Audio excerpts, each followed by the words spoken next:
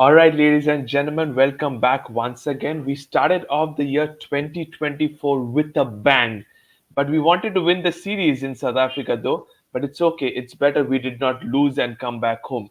But it's the year that started well. Let's see what continues. And I have the two experts with me, Deepu, all the way from Delhi, and Orko, my fellow colleague from Kolkata. We'll start off things with what the schedule looks like for the men's first, and then we'll go for the women. I'll start with Orko for you. Looking forward to the series against Afghanistan is three-match T20. Then you go to the five-match Test series in England in the same month as well, very closely. So, what's your look into this one? We've heard rumors about Virat Kohli, Rohit Sharma coming back. So, what's your take? Are you looking forward to those two experienced players making a mark in the T20 World Cup? Yeah, of course. I mean, you do need veterans in your squad, and who better than Kohli and Rohit, obviously. I think that we are not yet in a position to look beyond them. We don't have able replacements or successors to such great players of the game. So obviously they deserve to be there, or it's a no-brainer. They should be there. I wonder how people question their place in the side. They should be there as batsmen, and of course Rohit as the leader as well. So hoping that we have a good World Cup ahead, and before that, the series versus Afghanistan will be a very crucial one where we can try out many different things in home conditions and maybe prepare ourselves for the next coming World Cup. Okay, but Yeah. Deepu coming on to he said that the two experienced players are very important. So that means if they both play, then there are few youngsters who's going to miss out from the side, especially the likes of probably a choice between Gill and Ruturaj or something like those type of things. Three T20s only against Afghanistan. Do you think the selection committee will look into the T20s or a 1.5 month period of the IPL? I mean, they have to look at both. I mean, what Arco said, it's completely correct. And, given the fact that both the current captains, so both Surya and Hardik, unfortunately, are injured. Had one of them been available, that headache wouldn't have been there because there was that guarantee that if Hardik is not available, Sky will lead in place of him. Even in Yeah. the World Cup, if there was an issue or if there's a situation arises, even post IPL. So, yes, I feel that these two will play a big role, and unfortunately, some of the a few youngsters will have to miss out, be it Shubman Gill or Ruturaj Gaikwad. Personally, looking at form, I'm going with Ruturaj in place of Gill at the moment. But yes, it will be. But also, given the fact that these two experienced players will be there, as that just what Arco said a moment ago, we still cannot look beyond them. We are not in a position at the moment, and the World Cup is just what 2 3 months away. IPL, all these guys play in their in their top four positions as well. So we also need to look at the positions and conditions as well. So I just feel that it's important that we bring these two into the setup again, and also to mark out our youngsters that who's going to board the flight to America. Absolutely. And like you said about those things, we also cannot ignore the fact that we have allowed 5 plus 2, 7, 10, 15 test matches to play in this year. So that's quite a number of test matches to play. Out of that, I guess uh, five of them only away from home, but 10 at home. So it's time to take those things into consideration. Orko, if you look into the calendar, the five test matches we play against England ends on 11th of March if it goes to day five on the final test. And then we have the IPL coming up again at the end of May. The IPL is ending, and at least a maximum of 1 week time they will get, and then the World Cup starts. So once again, that question mark comes about the workload of the players. Do you think they will compromise a little bit on the IPL? Well, they should honestly, because of late the training that these players they undergo are pretty rigorous, and we have seen people sustaining injuries during training itself, like Shreyas in the past and Rahul also in the past. So obviously they have to cut some workload. Maybe if their team is in a good position in the points table, they can maybe take a break or two in 1 or 2 games. So that has to be kept as a priority because nothing bigger than international duty. So obviously they have to be careful about that. But that being said, this has happened even in the past. We have had T20 World Cups just after the IPL as well, even in the past. Yeah, So yeah. keeping that in mind, given the fact that they are professional cricketers, they are expected to be fit, even if they are told to play every single game in the IPL. But yeah, if possible, obviously we have to rest certain key players, especially the ones who are injury prone, like maybe a Bumrah or someone like him. Absolutely. And Deepu, final question to you. Before the World Cup, we have a few T20 games, rather only three T20 games and five tests. So no ODIs. ODIs is out of the picture. So, what is your main target? Are you looking into only the goal of winning an ICC tournament in the T20 World Cup, or also you're considering that we have a good chance to make it to the World Test Championship final once again? We'll see again as the year started. I mean, main agenda was to even in the group I wrote that I'm looking at June. Before that, nothing matters to me. Even if it's test matches, yes, it's important, but that hunger to get our hands to stand on that podium. I mean, it's been 10 years, so that desperation kicks in. But definitely looking at the test matches again, we have England coming up, we have Bangladesh, New Zealand, and obviously the BGT in December. So again, it's a really good opportunity, and also the fact that two of our overseas tours are done now. We have to play at home. Three series will be at home. So that and we are expected to win, especially the home conditions. BGT again will be tough, but if we win these, there will be a strong case for us to make a record third final in a row. Exactly. Yeah. Yeah. So that is the reason I'm looking right now. T20s are the main focus, but we should also look at the tests as well because England at home, even though it's baseball, but we can't take them lightly. Exactly. And one final little point from you, Orko, you must have noticed and read these things as well. Is Test cricket dying, according to you?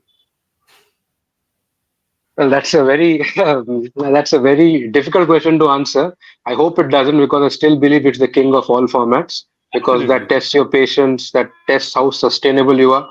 It's not always about hitting hard. You have to actually keep yourself in the crease in the pitch for that long. So it's a battle of brains and also of sustainability, both physically and mentally.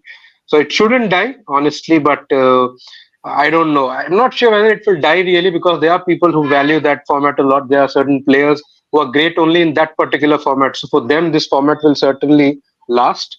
But there's a good chance of ODI cricket being challenged. Like even in our group, many people were saying that ODI cricket is getting compromised now. There were people who used to say that the World Cup games are one-sided, they're boring. Either go to a completely short format or a completely long format, no intermediates in between. But again, ODI has its own little beauty. So none of the formats should die. Some people are even rooting for T10, but I think that's too small a format. I think it's better if we stick to T20 and the remaining two formats. T20, Well, just 50 over just cricket, will no add 40 one over thing cricket. to it. I feel it's test cricket is not dying for me. Even one days. I mean, I enjoy a World Cup. I again, as just ignited that love again for the one day format. I mean, not only because we played well, but also the fact it was exciting to watch ODI World Cup, and So, World Cup Deepu, is itself a pinnacle. is like he said about game of patience, the Orko said for the players, is it also the game of patience for the fans, ODI and Test cricket? Yeah, obviously, because Test cricket it's the method. Because right now, most of these guys are surrounded by T20 cricket and all the frenzy. Exactly. Test cricket is not like that. You have to stand for 6 to 7 hours, 90 odd overs, be it fielding or be it bowling or batting. It's the Or be it methods sitting in the again. stands under the sun. Yeah, and even for the fans, I mean, we have the social media now, we have all those things, but we are of that generation that we have seen Test cricket from lower down to the upper deck, right? We have seen it grow Exactly. with the DRS, with all those things. We have seen that from 2010s to 2023 and all those things. So it's the patient level. We have that patient level. The younger kids don't have that patient level. So to increase that, I feel Test cricket doesn't need to change. It's the people who need to change their mindset and follow Test cricket more rather than T20. And that is my mantra. And hopefully, the public also follows it, and especially the younger generation. Absolutely agreed with you. Couldn't agree more for you. And that ends the men's. We are already ready. And as both the experts said their views, we go on to the women's one. All home series. And even they have a T20 World Cup to looking forward to. But before that, three T20 series starting from today, Deepu, against Australia. As we predicted, the ODI won't be easy against them. But what's your T20 prediction as well? You said before as well. But looking into this one, is it quite tough for Team India?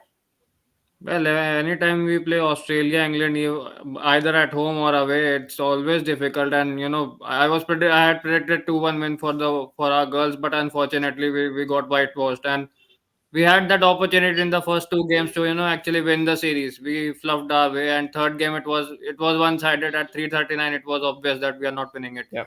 So T20s again, it will be tough, but we also need to look at the fact that the World Cup will be in Bangladesh, the Asian conditions. So most likely it's in Bangladesh. So it's our best opportunity because we get the similar conditions back home as well.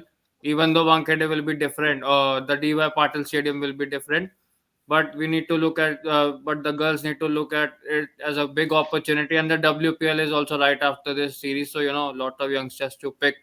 So hopefully we can do something well in this series and take the momentum forward, because what we need is a ICC trophy, irrespective Exactly. the men's get it for us or the women's get it Exactly. for us. We need our hands on the trophy.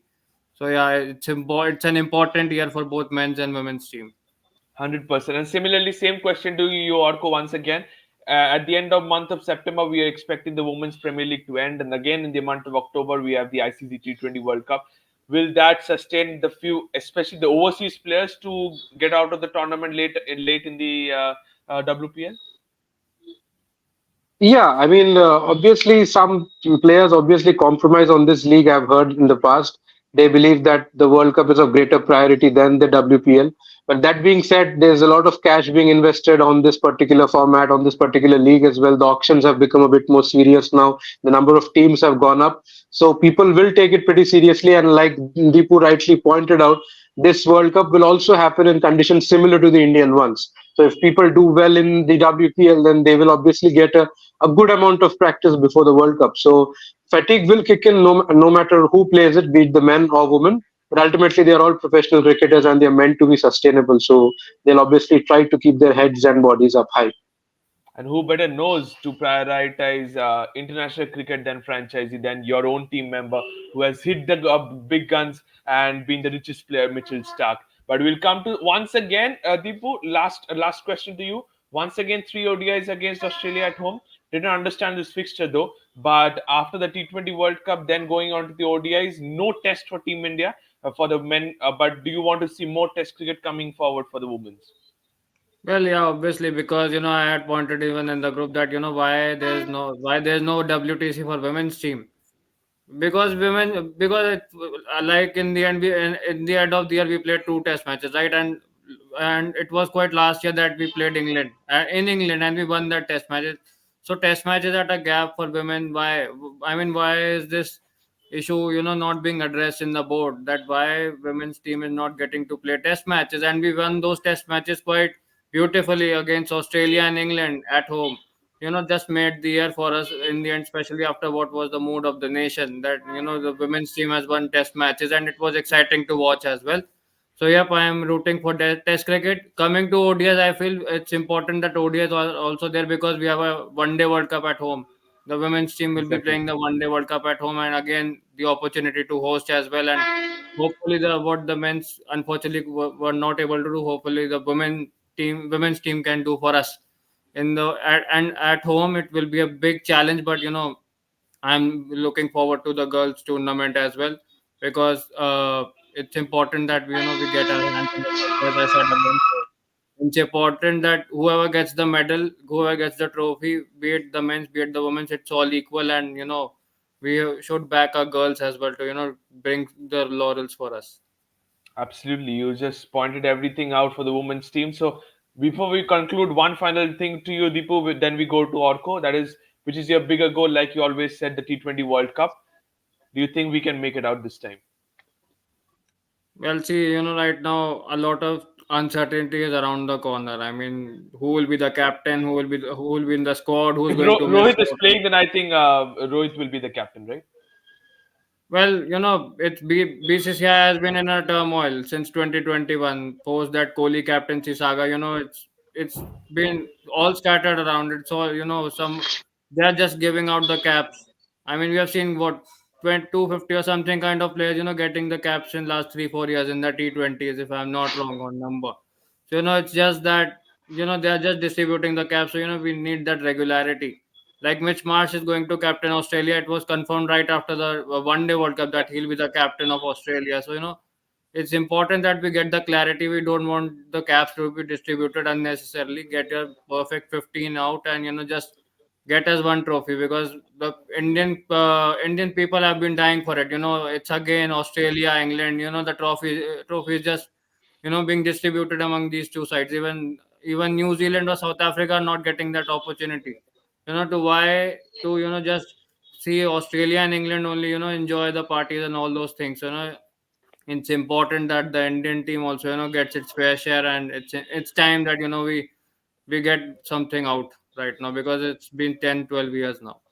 100% agreed. But last thing, Orko, to you, was it the injury to Hardik Pandya that forced the likes of Rohit and Rohit and Virat to come back to the T20 format?